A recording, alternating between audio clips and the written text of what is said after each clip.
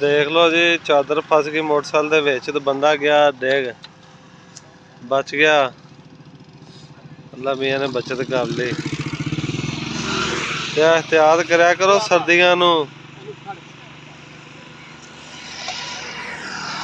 चादर वगैरह तो देख लो तुहाडे सामने नतीजा।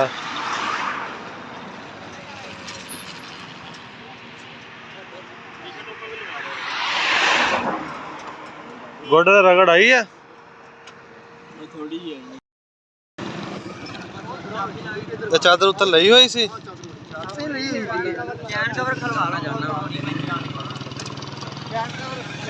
भाई सी जी मोटरसाइकिल के उपर ते गोडे ते सट लग गई चादर विच आउण दी वजह तो। सर्दियां नू लाजमी एहतियात करो कि चादर वगैरह जिहड़ी विच ना आवे।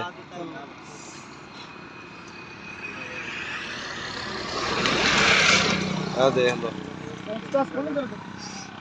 चैन कवर चढ़ी है बाकी मोटरसाइकिल में ना मुंडा उतो आ जाएगा ना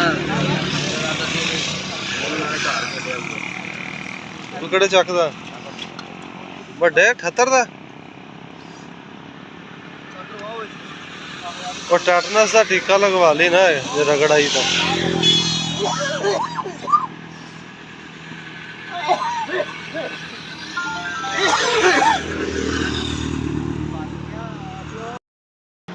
दोस्तों चेक कर लो जी, चादर बंदे दी आ गई मोटरसाइकिल दे विच ते बंदा गया डिग, बचत हो गई। तो सर्दी नू लाजमी एहतियात करा करो, चादर वगैरह कुंज के अपने बैठे करो मोटरसाइकिल के उपर।